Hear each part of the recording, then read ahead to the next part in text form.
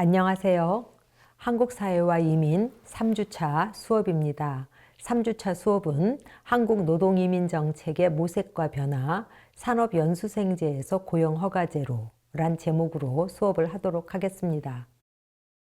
이번 주차의 학습 목표는 1980년대 말 갑작스럽게 외국인 노동자들의 유입을 겪은 한국은 이들에 대한 유입 논란과 함께 이들에 대한 정책 마련을 위해서 굉장히 고심했어요.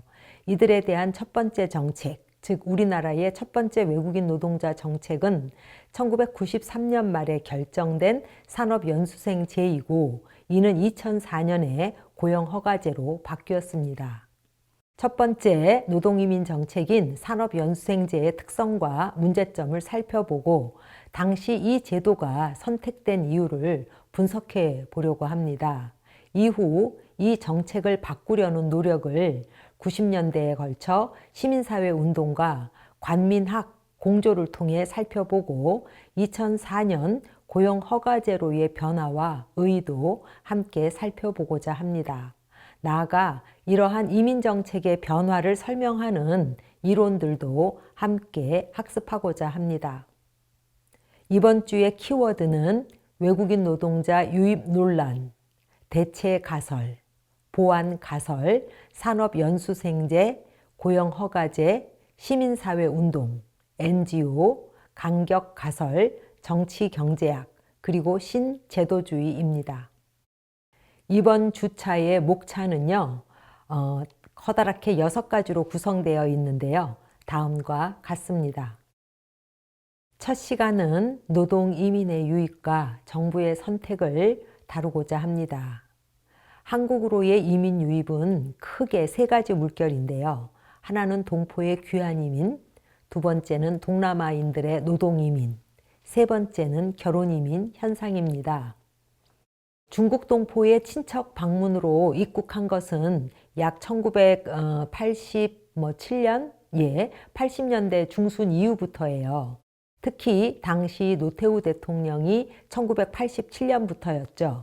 그래서 냉전이 이렇게 무너질 거다 또는 냉전이 와해되고 있다라는 분위기를 이미 아셨고 중국과의 관계가 개선될 거다라는 거를 이제 이미 알았기 때문에 중국 동포들이 남쪽에 있는 친척을 방문할 수 있도록 허용했습니다. 그래서 87년 이때부터 이제 중국 동포분들이 한국으로 들어오시는데요. 처음에는 이제 친척 방문용으로 중국 연변이라든지 이제 만주 지방에서 거기에서 이제 생산되고 있는 여러 가지 물건들, 뭐 인삼이라든지 뭐 여러 가지를 하여간 바리바리 싸가지고 오셨어요. 그런데 이제 남쪽에 계신 친척분들이 그런 선물을 받다 보니까 그래도 그 멀리 중국에서부터 여기까지 왔는데 이걸 다 우리 주지 말고 이거를 좀 팔아서 여비에 좀 보태보시라 이제 이렇게 된 거죠. 그래서 여러분들이 80년대 말 한국의 신문들, 뭐 뉴스라든지 이런 걸 뒤져보시면 1980년대 말 친척 방문을 왔던 그 중국 동포분들이 가지고 오셨던 뭐 그 인삼이라든지 뭐 호랑이 연고라든지 이런 거를 가지고 서울역 주변에서 이렇게 늘어놓고 파시는 사진 같은 게 신문에 많이 났어요. 그래서 이제 그분들이 거기서 본인들이 가지고 오셨던 물건을 좀 팔기도 합니다. 그러다 보니까 노태우 대통령 때 경기도에 이제 분당이라든지 그런 데에 이제 아파트 재개발 사업이 일어나요.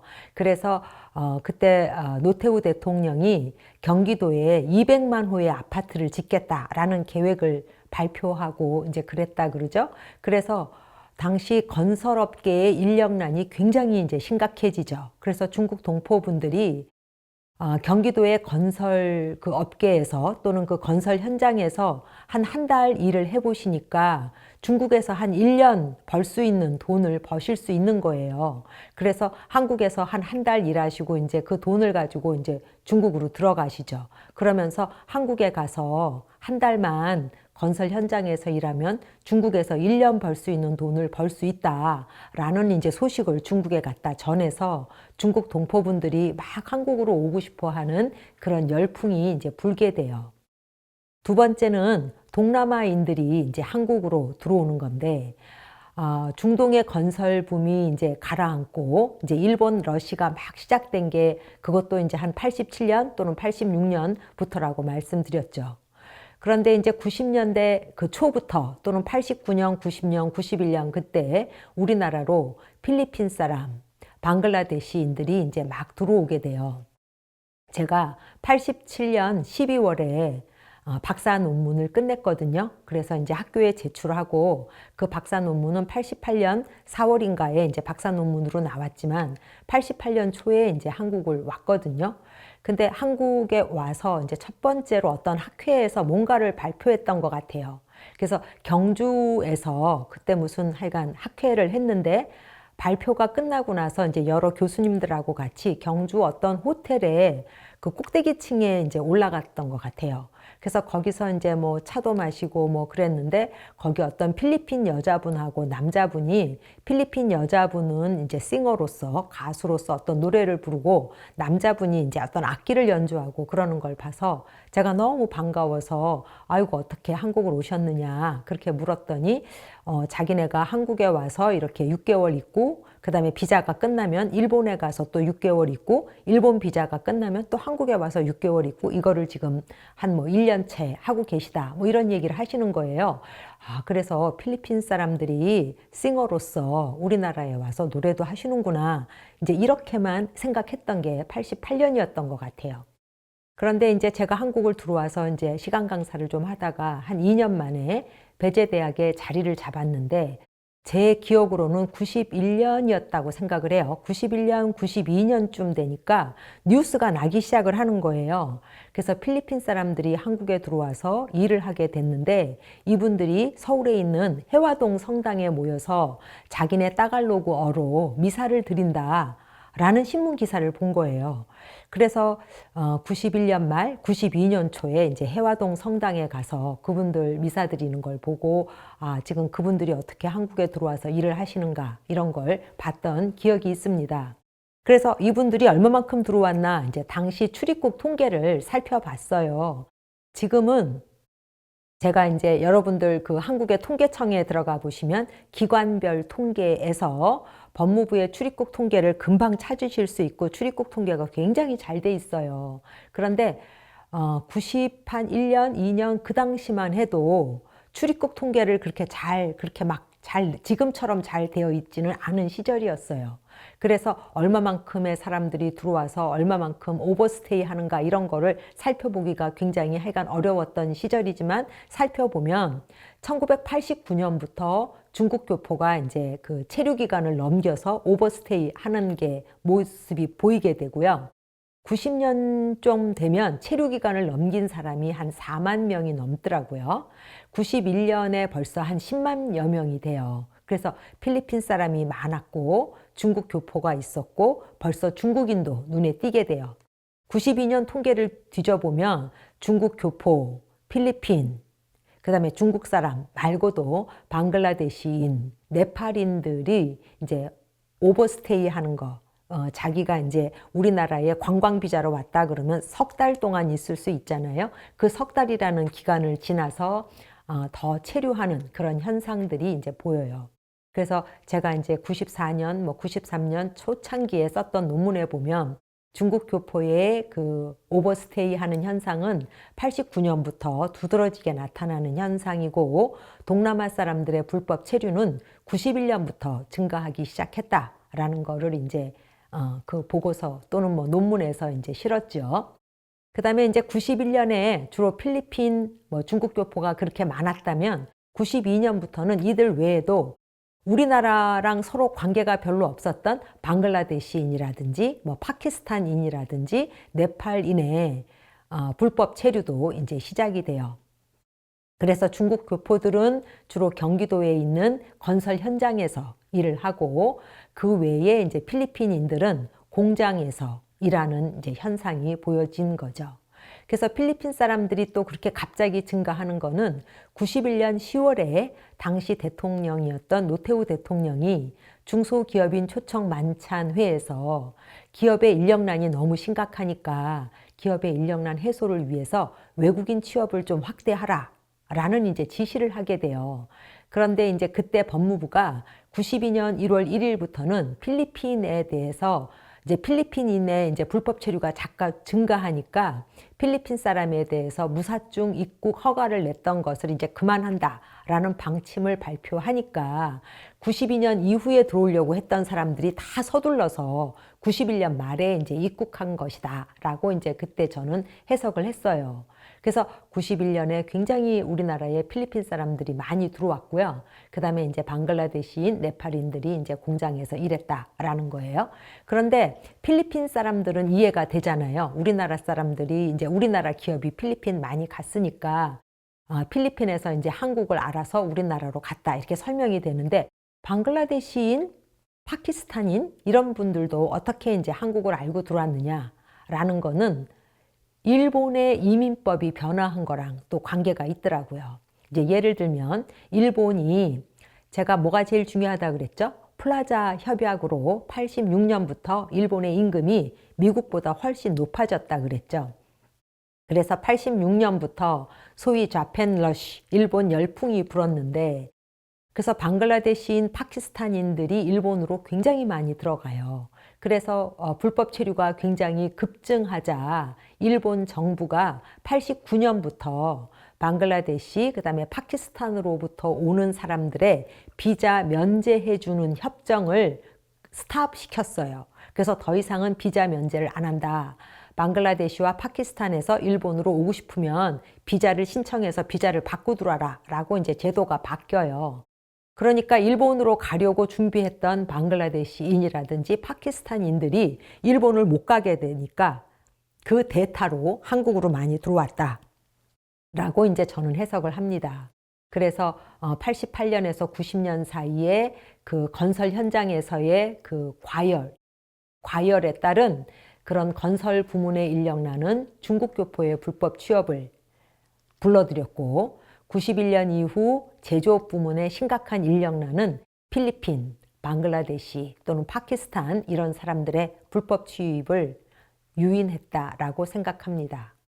1993년 2월에 이제 이런 필리핀 사람들에 대한 노동자 실태 조사를 한 적이 있고요. 그 다음에 이육정 씨는 방글라데시인 실태 조사를 해서 이들에 대한 실태 조사 자료들이 좀 나왔는데 필리핀인과 방글라데시인 노동자들 대부분이 종업원 30인 미만의 영세 공장에서 일하고 계시더라고요.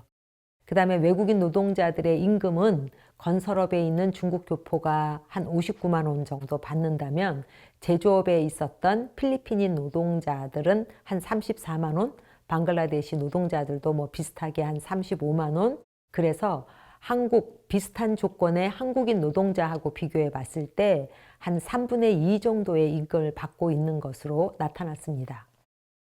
외국인 노동자의 이제 유입 논란은 왜 일어나냐면 외국인 노동자 고용이 국내 노동시장에 미치는 영향과 관계돼서 두 가지 가설이 있기 때문이에요. 하나는 대체 가설이에요. 대체라는 건 뭐냐면 외국인 노동자가 내국인 노동자를 대체한다는 거죠.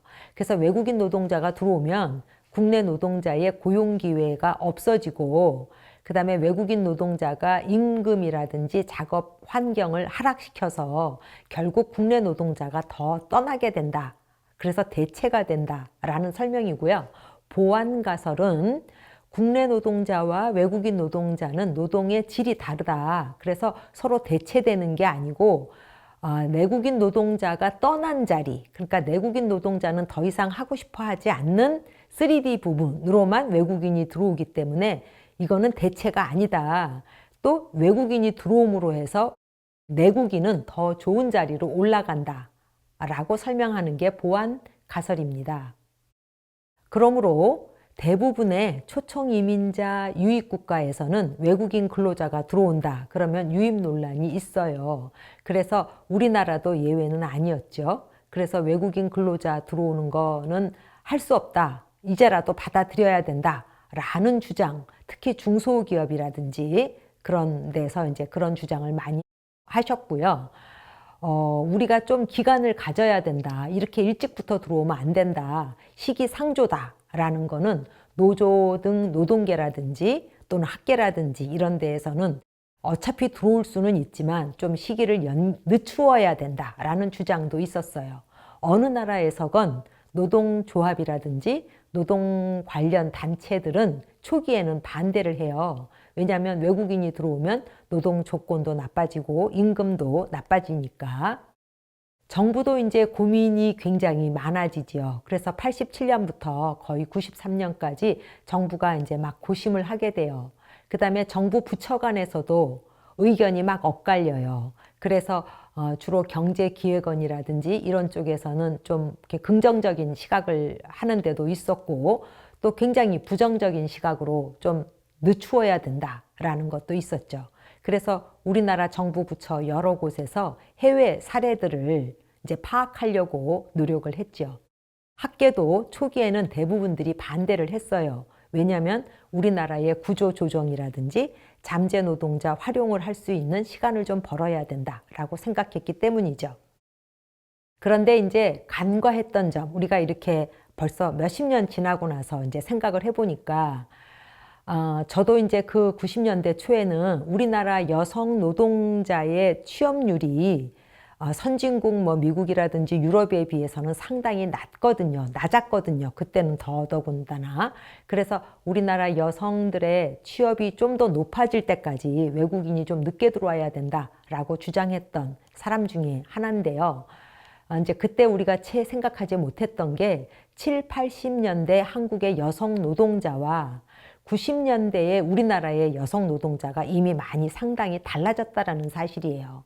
예를 들면 1955년생 베이비 부머라고 한다면 그 당시 대학에 가는 정도가 남자라면 한 30% 정도였다면 여자들은 15%도 대학을 못 갔던 시절이에요. 그래서 여러분들이 이제 그 통계청의 센서스 자료를 한번 뒤져보시면 1970년에 15, 19세의 그 연령층, 그러니까 51년에서 55년생이거든요.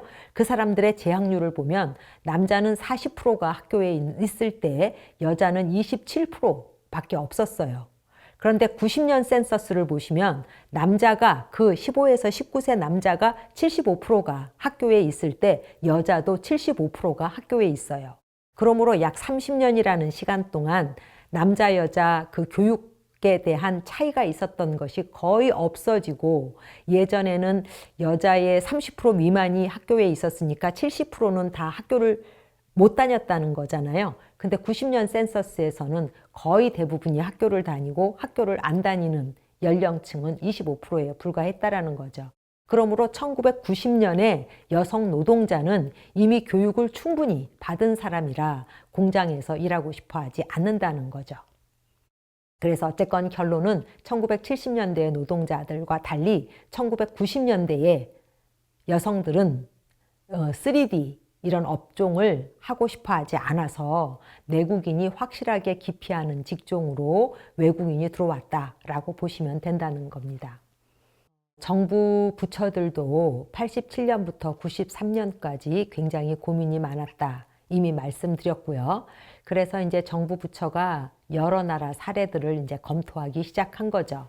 우리도 그런 의미에서 동남아 국가와 동북아시아 국가들의 당시 정책이 어땠나를 한번 살펴보기로 하시죠. 일단 동남아 국가건 동북아 국가건 모든 나라에서의 공통점은 외국인의 기술에 따른 차등 정책이 있었다는 거예요. 그래서 어느 나라건 전문 기술자는 적극적으로 유치하려고 하고 단순 노동자는 가급적 잘 선별해서 유입하려고 하는 현상이 있었어요. 그 다음에 나라에 따라서 대부분의 나라가 어떤 동포의 동포에 대한 어떤 우대 정책이 있다라는 거죠. 그 다음에 이제 국적에 따른 우대 정책이 있는 나라도 있어요. 예를 들면 싱가포르는 다른 나라보다 말레이시아인들을 조금 더 선호했고요. 대만은 다른 나라보다 태국인을 조금 더 선호하는 그런 현상도 볼 수 있어요. 그런데 이제 그 화교에 대해서 또는 중국에 대해서 그런 어떤 우대하는 정책은 홍콩은 뭐 나중에 중국에 속하는 지역이 되니까 홍콩이 중국에 대해서 우대하는 거는 뭐 당연한 거지만 대만은 그때도 초창기부터 지금까지 중국에 대한 생각이 굉장히 복잡해요. 어떤 때는 굉장히 경계하다가 어떤 때는 좀 우대하다가 정권에 따라서 굉장히 달라지는 것 같아요. 우리가 관심이 있는 거는 동남아 국가들의 이제 개방 정책이죠. 특히 싱가포르가 굉장히 개방 정책을 썼어요. 그래서 일찍부터 1965년부터 가정부를 공식적으로 유입했고요. 1970년대부터 단순 인력도 허용하면서 결국 싱가포르는 고용 허가제를 일찍부터 쓴 국가지요. 물론 싱가포르식 고용 허가제는 규모 제한이 있어요. 그래서 최대 어느 정도까지 들어온다라는 실링이 있고요. 그 다음에 산업별 제한이 있고요. 고용주한테 분담금을 받아요. 그러니까 일종의 보증금을 받는 거죠. 그 다음에 외국인을 고용할 때마다 그 고용 세금을 내게 돼 있어요. 그래서 외국인을 고용하는 거에 따른 세금을 거둔 걸로 내국인에 대한 어떤 거기에 돈을 쓰겠다. 이제 그런 정책인 거죠. 싱가포르는 굉장히 작은 국가잖아요. 싱가포르가 얼마나 작은가 한번 살펴보면 싱가포르 면적이 한 720제곱킬로미터더라고요. 그러면 대전시보다는 조금 크고 대구시보다는 조금 작은 게 이제 싱가포르 전체 국가인 거예요. 그래서 1965년 이제 싱가포르가 독립해서 나라를 만들었을 때 인구가 한 190만 명에 이제 불과했고요. 90년 돼서 거의 이제 한 300만 명 도달했고 지금 거의 600만 명에 달하고 있습니다. 그래서 싱가포르는 처음부터 이민자에 대한 의존도가 굉장히 높은 나라였다라고 해석하시면 되고 2000년 인구 센서스에 따르면 총 인구의 거의 뭐 19%가 외국인이더라고요. 그래서 정부는 처음부터 하여간 특히 고급 기술 이민자를 받아들이기를 굉장히 강조했고요.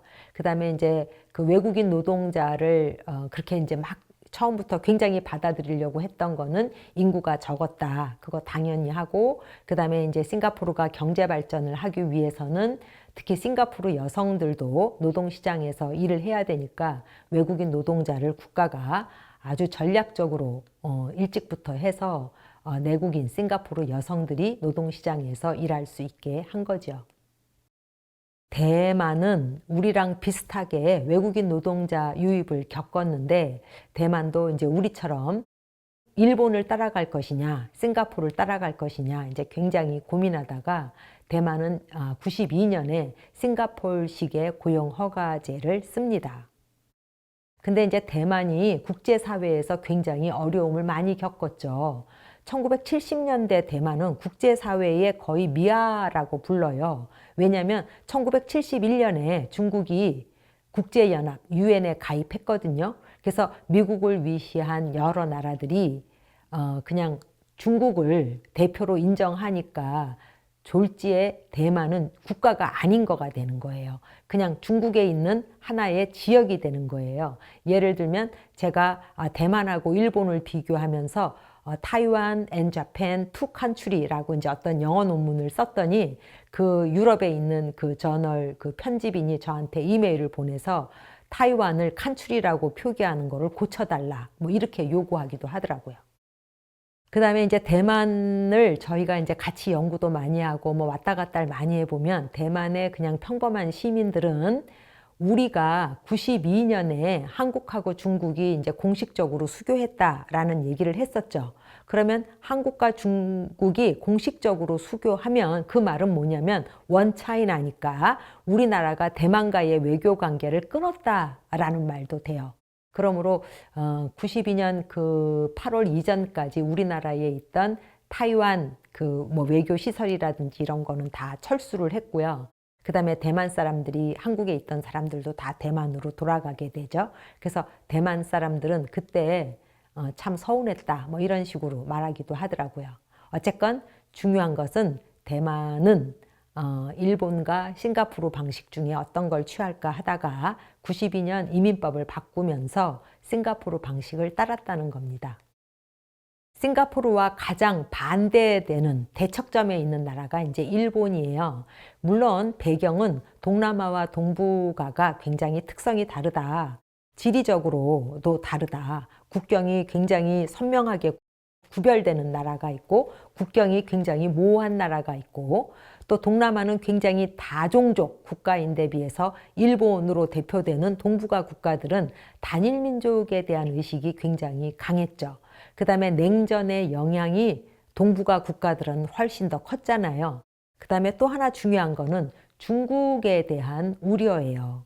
이민 연구에서 중국에 대한 우려를 우리는 옐로우 페릴, 황색 공포라고 부른다고 했었죠. 물론 이거는 유럽 사람이라든지 또는 미국, 캐나다 주로 서양에서 나오는 어떤 개념이지만 그러니까 그 사람들의 그 황색 공포에는 우리 아시안이 모두 포함되어 있어요. 하지만 그럼에도 불구하고 같은 아시안 중에서도 중국에 대한 우려가 있는데 그러니까 일본 사람이 소극적으로 폐쇄 정책을 할 수밖에 없었던 이유에는 자기네가 이제 외국인 이민자를 공식적으로 받아들이기 시작하면 중국 사람들이 많이 밀려 들어오는 것을 어떻게 컨트롤할 수 있겠느냐에 대한 우려가 가장 컸다라고 보시면 됩니다. 일본은 일본인 후손 3대까지는 입국과 취업을 허용해요. 그러니까 동포 정책이라고 부를 수 있는 거죠. 이 일본 동포를 니케이진이라고 불렀으니까 니케이진 정책이라고 부르셔도 돼요. 그것이 이제 첫 번째 이민 정책이고요. 두 번째 이민 정책은 일본에 이제 어학연수를 오거나 또는 일본으로 유학 온 사람들, 즉 어학연수생과 유학생들은 일주일에 20시간까지는 취업을 허용해요. 이건 뭐냐면 우리 보통 일주일에 40시간을 일하면 풀타임이잖아요. 그러니까 어학연수생이나 유학생들은 파트타임으로 일하는 것을 허용했다라고 보시면 돼요. 그래서 이제 이들이 서비스업 부문에서 이제 일하는 걸 허용한 거고요. 그 다음에 이제 90년부터 연수생세를 쓰고 93년부터는 이들을 기능실습제로 썼어요. 그런데 문제는 뭐냐면 일본은 연수생제 또는 기능실습제로 고용했던 사람이 초기에는 한 5, 6%밖에 안 된다는 거예요. 그러면 한 35%, 45%에 해당하는 거는 니케이진들이었고요. 그 나머지는 이제 어학연수생이라든지 뭐 이런 사람들을 썼다라는 거죠. 그러면 일본은 왜 그랬을까?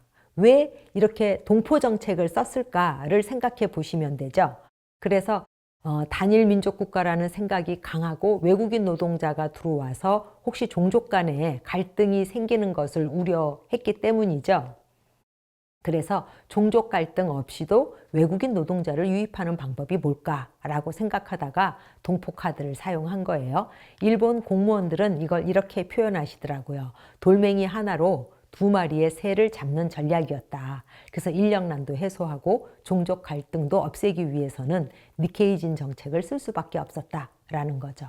1990년대 초 한국의 선택은 어땠을 것 같으신가요? 그럼 한국과 관련해서 질문을 하나 드릴까요? 1990년대 초 한국의 선택은 어땠을 것 같나요?